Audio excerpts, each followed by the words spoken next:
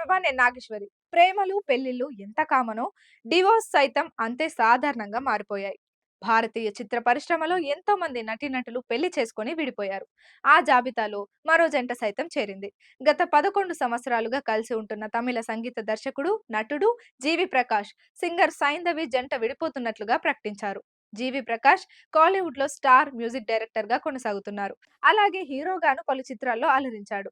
తెలుగులోనూ పలు చిత్రాలకు సంగీతం అందించాడు. సైంధవి 12 సంవత్సరాల వయసులో ఓ టీవీ షోలో సింగర్ గా గుర్తింపు పొంది విక్రమ్ అనియన్ చిత్రంలో సినీ రంగంలోకి సింగర్ గా ఎంట్రీ ఇచ్చింది. తెలుగు, తమిళంలో పలు చిత్రాల్లో పాటలు పాడింది.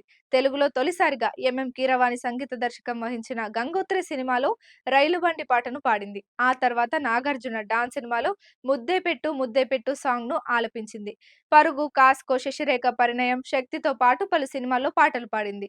జీవి ప్రకాష్, సైంధవి ఇద్దరు సోషల్ మీడియాలో అధికారికంగా ప్రకటించారు.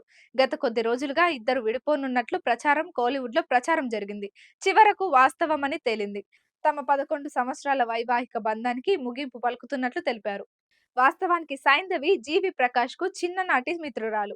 ఇద్దరు దాదాపు 12 సంవత్సరాల పాటు ప్రేమించుకొని పెళ్లి చేసుకున్నారు. ఈ జంటకు ఓ పాప సైతం ఉంది.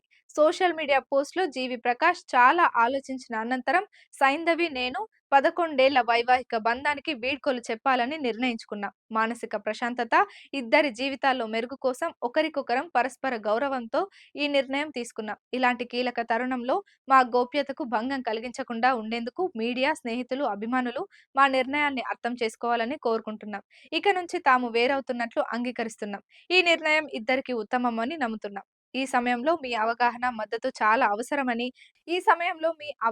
మద్దతు చాలా అవసరమని జీవి సోషల్ మీడియా పోస్ట్ లో కోరారు.